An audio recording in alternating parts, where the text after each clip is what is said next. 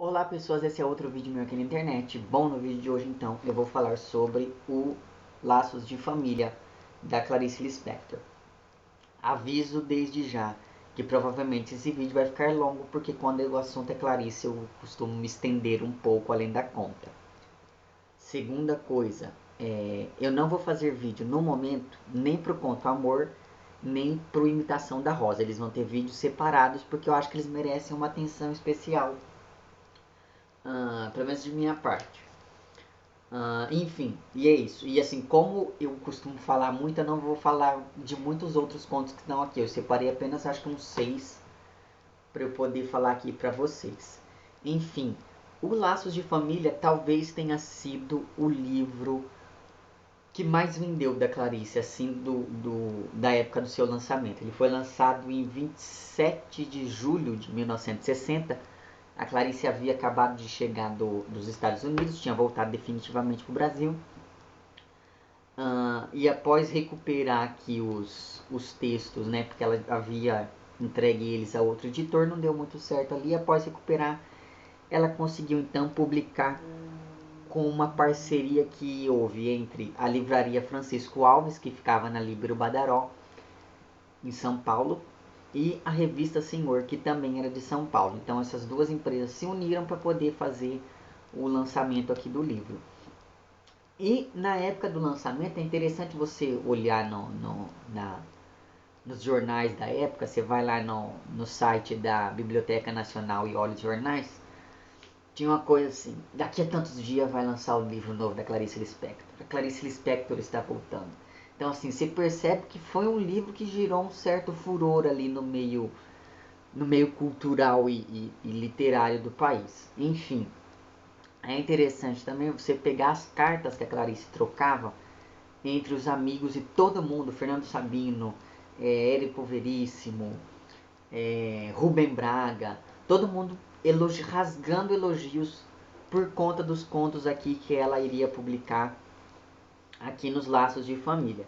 Enfim, na época do lançamento, no dia na verdade, do lançamento deste livro, estava acontecendo também um evento de um sujeito chamado Ciro Del Niro, que era o cara que ilustrava a capa do livro. Então, em uma parte da livraria estava acontecendo esse evento sobre esse pintor, e na outra parte o evento sobre a Clarice. E se você for pegar lá os jornais da época, fala que ela ficou em pé e assinou mais de 150 livros, o que na época era uma coisa, uma proeza muito grande. Enfim, o livro ele fez, assim, ele foi um best-seller. Foi o Laços de Família foi o livro que expandiu o público leitor da Clarice. E é interessante você pensar que o livro ele fez tanto sucesso que depois de 9 anos, em 1969, em 11 de outubro de 69, a Clarice ia publicar no Jornal do Brasil uma crônica chamada Explicação que não explica nada, em que ela ia contando de como foi que ela teve ideia para fazer cada um dos contos aqui, ou a maioria deles, enfim. E é interessante a gente pensar na importância dessa crônica, porque talvez ela seja o mais importante relato do fazer literário da Clarice, né? Isso é bem interessante. Então, se eu encontrar essa crônica, eu vou deixar o link lá embaixo para que você veja ela também. Enfim, apesar de todo esse furor, só 2 contos eram totalmente inéditos aqui desse livro.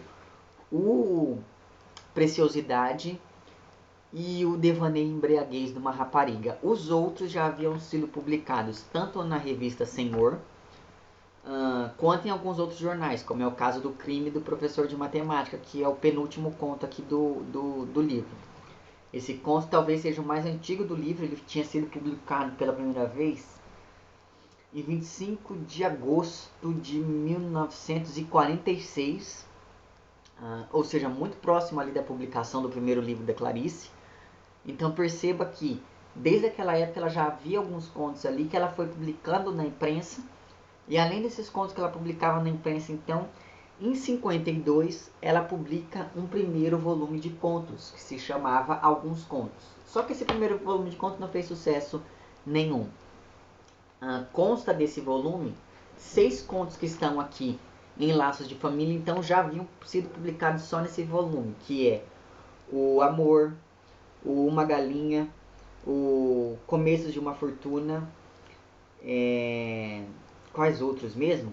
O Mistério em São Cristóvão, O Jantar e Os Laços de Família. Esses 6 contos já haviam sido publicados então nesse volume de 52 chamado Alguns Contos. É interessante você pensar na história da publicação desse Alguns Contos, porque a Clarice estava morando nos Estados Unidos, mandou esses contos para o Fernando Sabino leu, adorou e falou, isso tem que ser publicado. Daí o que ele fez?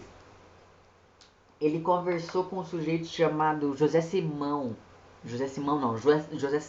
Leal, que era ali então o editor de uma coleção chamada Cadernos de Cultura, editados pelo Serviço de Documentação do Ministério da Educação e Cultura.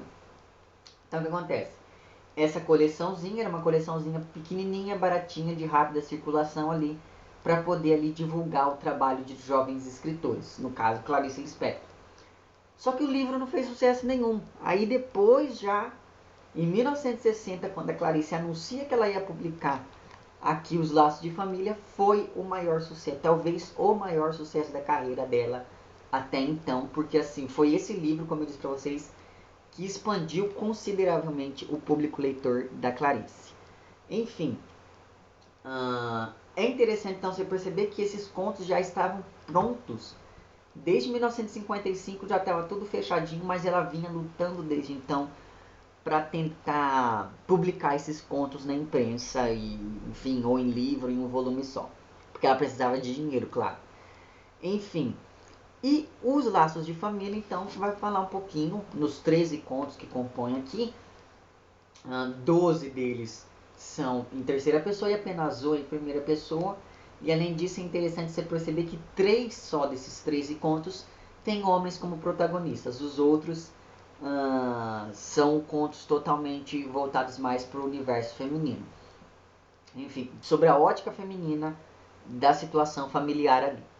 Enfim, e ele vai falar então, basicamente, os contos desse livro, eles vão falar de como os laços afetivos ou não afetivos de uma família acabam ali por aprisionar um indivíduo na sua condição familiar. Como eu disse para vocês, então eu não vou falar de todos os contos, vou falar apenas de alguns. Como é o caso, por exemplo, do conto que abre o livro, que é o Devaneio e Embriaguez de uma Rapariga. Talvez esse seja o conto mais bem-humorado de toda a carreira da Clarice. E ele vai falar então da história de uma mulher que está sofrendo um tédio desgraçado. Por quê? Porque ela não aguenta mais ficar em casa, em silêncio, cuidando do marido e dos filhos. E isso começa a ficar tão visível para o marido que um dia ele convida ela para sair ali. Ela sai, o que acontece? Ela bebe muito. Então, assim, é interessante você perceber que quando a gente fala de Clarice, geralmente a gente fala na questão da epifania. Aqui a epifania vem para esse personagem quando ela tá bêbada, aparentemente. Quando ela tá bêbada, ela percebe que ela pode falar aquilo que ela quiser, romper aquele silêncio que ela mesma se impôs ali durante o cotidiano e consegue então ali fazer algumas coisas aflorarem. É muito interessante você ver qual o tipo de coisa que essa mulher diz enquanto está bêbada. É muito, mas muito legal mesmo. Enfim, ela tá lá toda dona de si quando de repente chega uma mulher loira. E assim, na época, os homens preferiam as loiras. Sabe assim, aquela coisa? E daí o que acontece? Ela fica olhando pra loira assim, percebe que todo mundo está olhando pra loira. E o conto se desenrola com ela tentando arranjar um meio de chamar mais atenção para si do que a loira. Então é muito interessante este conto dentro do conjunto literário da Clarice. Enfim, queria chamar a atenção de vocês também para um conto chamado Feliz Aniversário, que também é um dos meus contos preferidos. Ele tem um dos momentos que eu mais rio quando eu leio, que é a história então de uma senhorinha chamada Dona Anita. Ela está completando 89 anos e por conta disso a família então vai se reunir ali na casa dela. Então vem gente de todos os bairros do Rio de Janeiro, desde lá do pessoal lá que mora lá quase na favela, até o outro que mora em Ipanema, em Copacabana, sei lá, vem gente de tudo que é lugar para esse aniversário dessa senhora. E é interessante você perceber que o narrador ele vai colocando, elencando essas pessoas que vão chegando e você vai percebendo que as pessoas só estão ali por uma questão de conveniência, assim, sabe? Porque elas estão ali simplesmente por estar. Elas não gostam tanto assim nem umas das outras, nem da senhora que está fazendo aniversário. Só que o mais interessante é que não só a gente percebe isso, como a dona Anitta também percebe isso. Ela percebe que os filhos não estão ali por conta dela. E daí ela vai dizer o seguinte: todos aqueles seus filhos e netos e bisnetos que não passavam de carne de seu joelho, pensou de repente como se cuspisse. Como? Como tendo sido tão forte, pudera dar à luz aqueles seres opacos, com braços moles e rostos ansiosos. Eles se mexiam agitados, rindo a sua família. E ela era a mãe de todos. E se de repente não se ergueu como um morto se levanta devagar e obriga a mudez e o terror aos vivos, a aniversariante ficou mais dura na cadeira e mais alta. Ela era a mãe de todos. E como a presídia sufocasse, ela era a mãe de todos. E impotente a cadeira, desprezava-os. E a olhava-os piscando. O tronco fora bom, mas dera aqueles azedos e infelizes frutos, sem capacidade sequer para uma boa alegria. Como pudera ela dar à luz aqueles seres risonhos, fracos e sem austeridade? O rancor roncava no seu peito vazio. Uns comunistas, era o que eram, uns comunistas. Olhou-os com sua cólera de velha. Parecia um rato se acotovelando sua família. Incoercível, virou a cabeça e com muita força insuspeita cuspiu no chão. Então é muito engraçado você ver essa assim, esse não é o ponto mais engraçado do livro, mas enfim. Você vê essa senhora percebendo que ela é a responsável pela falência da sua família. Ela percebe que apesar de ela ter feito tudo que ela podia, a família foi seguindo por uns lados assim que deixou todo mundo meio hipócrita. E é muito interessante você perceber essa personagem com seus 89 anos tendo concepção disso. Então, enquanto todo mundo tá lá na família se divertindo, ela tá sentada na beira da mesa olhando para aquilo tudo, olhando os netos brincando, aqueles netos remelentos dela, olhando as mulheres conversando sobre a novela, os homens conversando sobre negócios, e de repente ela cospe no chão e chama a atenção de todo mundo. Daí ela diz o seguinte: me dá um copo de vinho. Vovozinha, não vai lhe fazer mal? Insinuou cautelosa a neta roliça e baixinha.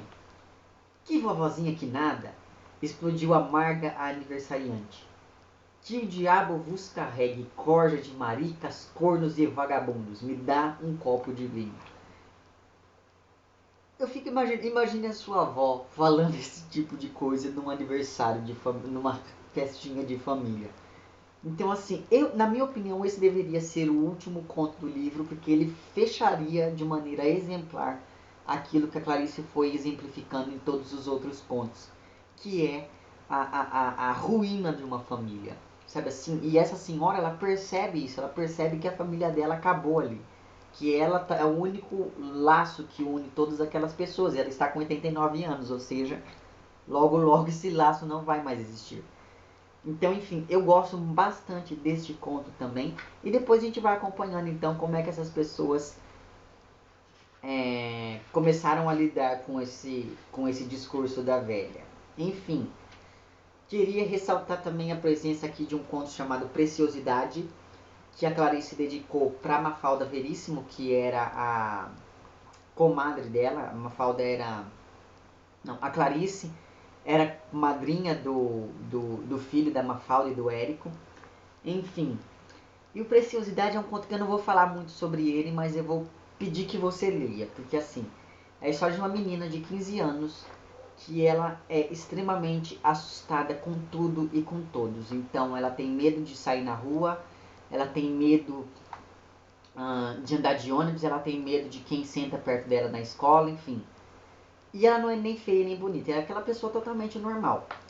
Só que aí, e ela tem tanto medo assim porque ela tem medo de perder aquilo que ela chama de preciosidade. E a preciosidade é aquilo que faz dela uma pessoa feminina.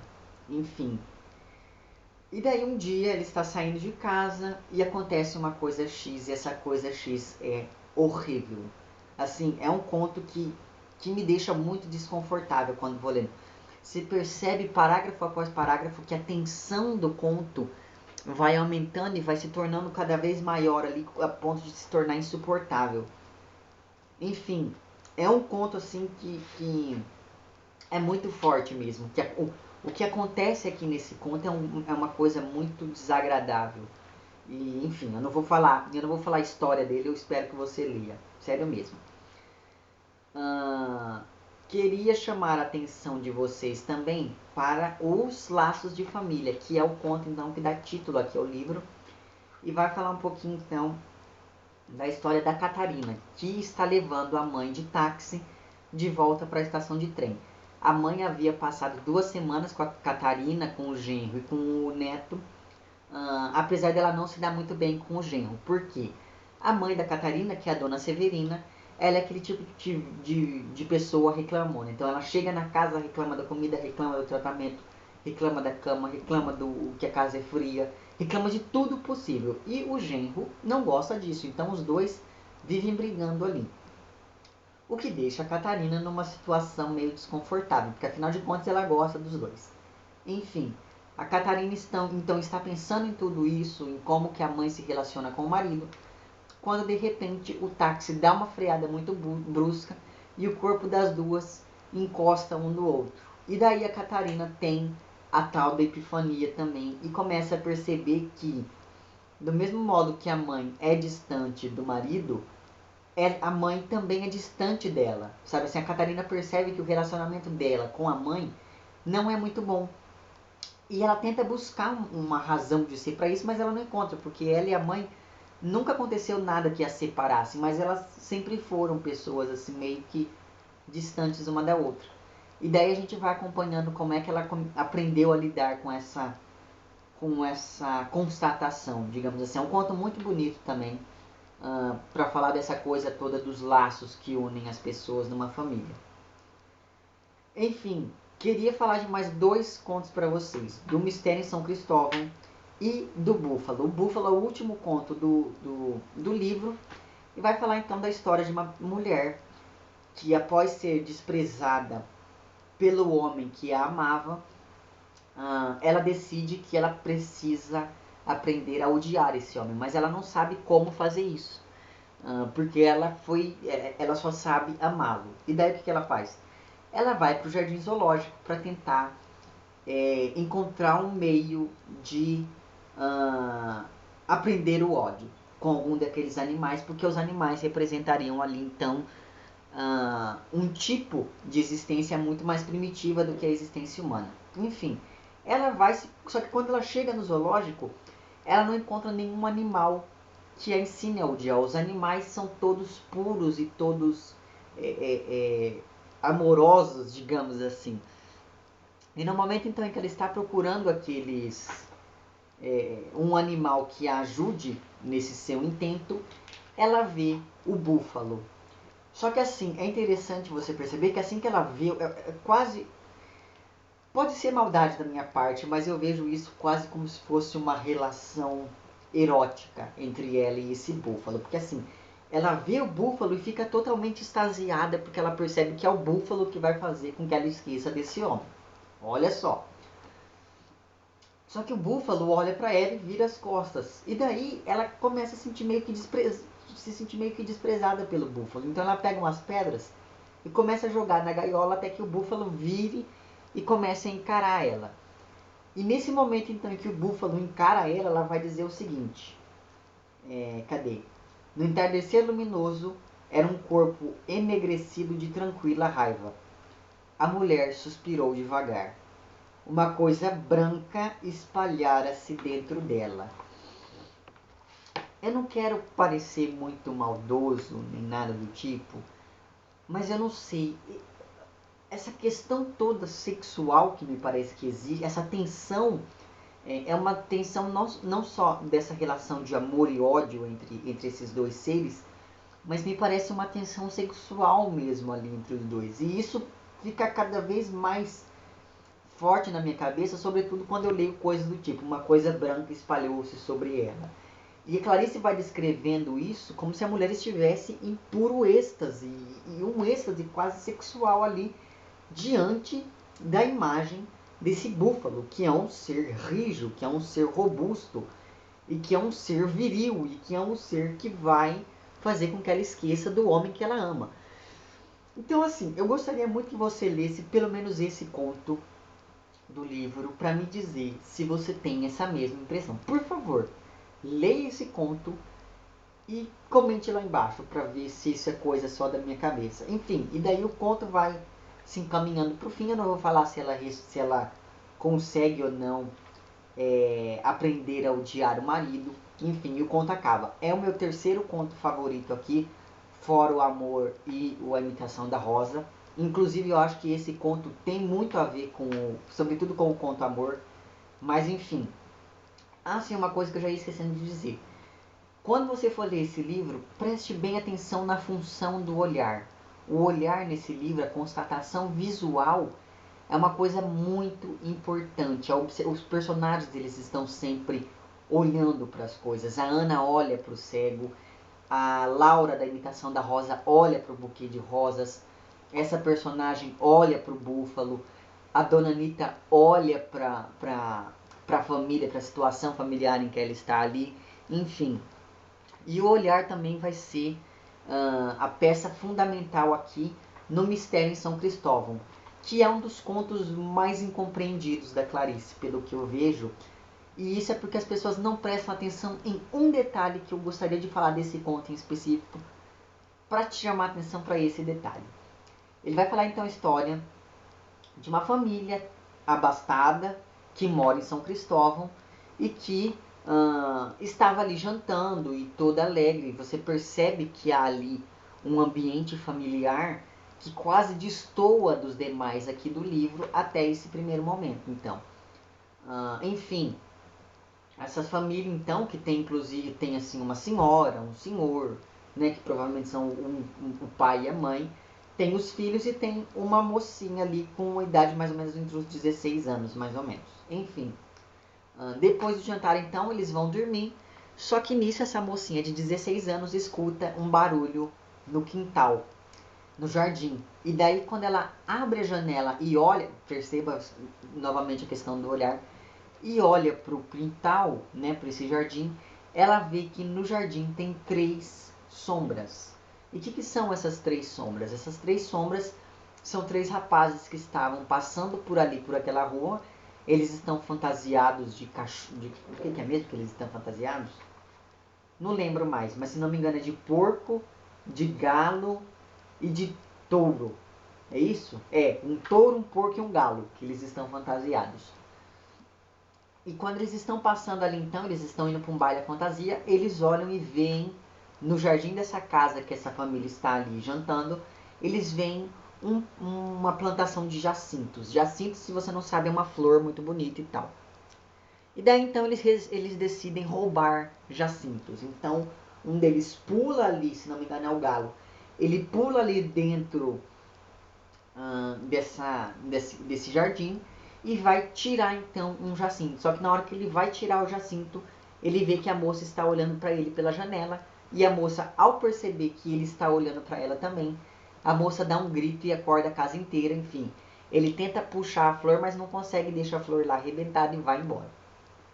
E daí então a família acorda, todo mundo desesperado para saber o que aconteceu. A moça conta essa história, ninguém acredita muito bem nela, até que no dia seguinte eles veem que realmente um dos jacintos tinha quase sido arrancado e percebem que a família nunca mais vai ser a mesma ali, porque a partir daquele momento, sobretudo essa moça que viu esses rapazes, teve a sua tranquilidade profundamente abalada, tanto que aqui chega a dizer que esse fato foi que fez com que ela, que os primeiros cabelos brancos começassem a aparecer nessa moça.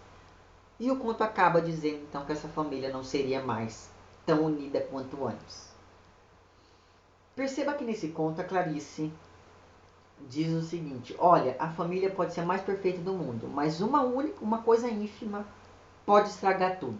É um conto quase pessimista na minha maneira de lê-lo.